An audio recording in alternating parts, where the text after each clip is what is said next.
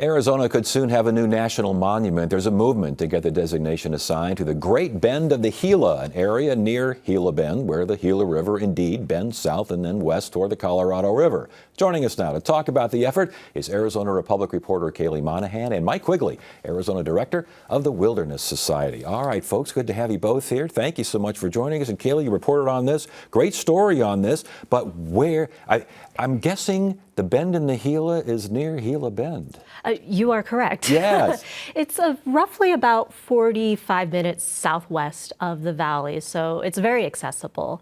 And it's just this gorgeous landscape, the Sonoran Desert, which I know Mike can really get into, the ecology and the wildlife there. But what drew me to this story initially was the rich history that is in that area. A history, and I want to get to that because it's history, not only natural history, but human history as well.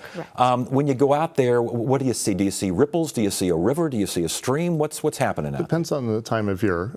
When water does flow, you can see water in the Gila River, like with monsoon runoff and that sort of thing. But generally, you're looking at traditional Sonoran Desert landscape. A little sparse because it doesn't get a lot of rain, but you've got Ocotillo cactus, saguaro cactus, broad, wide open expanses, and an interesting escarpment, which is about 150-foot cliff-like feature right along the river south between Buckeye and Gila Bend, west of Highway 85.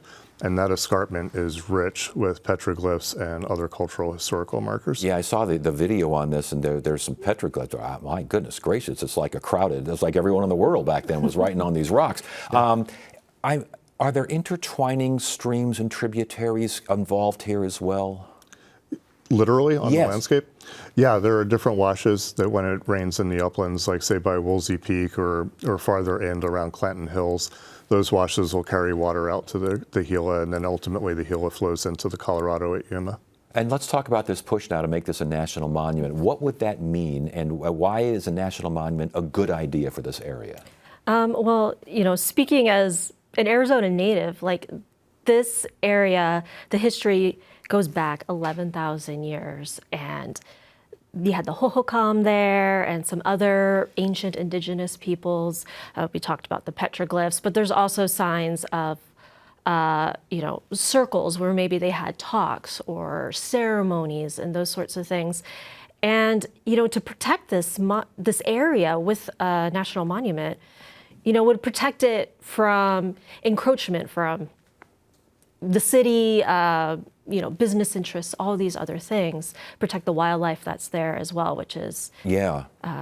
And basically make sure people don't overuse the land. Exactly. In a variety of ways. I thought, you mentioned it can be at certain times of the year. Are there certain times of the year when that's just completely and utterly dry?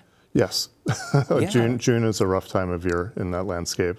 And to Kaylee's point, though, about what would a national monument bring, at the moment, all of the land that we're talking about, which is roughly 370,000 acres between Interstates 8 and 10, west of Buckeye and Gila Bend, that's all federal land managed for us by the Bureau of Land Management. And the Bureau of Land Management has a decidedly multi-use mission. They do mining, they do logging, they do grazing, they do conservation. A national monument designation would highlight for them that the best use of this particular landscape is conservation. I was going to say, are there threats right now? Are there rumblings out there? There are. The threats are mostly vandalism, particularly for the historical sites, the petroglyphs and geoglyphs. Whether that's intentional or unintentional, the damage is still done. And we think that there's a risk of that increasing as the West Valley continues to grow in that direction. More people, more use, more responsible use comes along with that. And again, before the dams were put up, the Gila was a pretty big deal down there. It was a raging river, wasn't it? Yeah, as the tribal members who spoke to me in my story, they said that, the river flowed, there was fishing, there was a lot of farming and agriculture. It's like a completely different alien landscape than we expect here in the Sonora. And that brings up a good point. You've talked to tribal leaders. How do they feel about this effort? Doing my best to not put my words in their mouth, but it's something very, very important because they're still there. This is their land. Regardless of, they got pushed onto reservations. These are still sacred sites for them that hold a lot of value.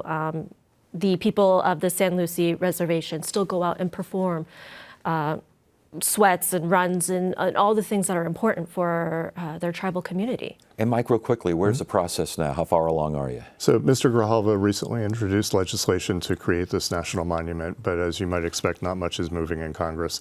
So we're really hoping that President Biden comes back to Arizona to continue his conservation legacy. He was here last August to create a national monument in northern Arizona, the Baj Nuajo Itacuqueni Grand Canyon National Monument.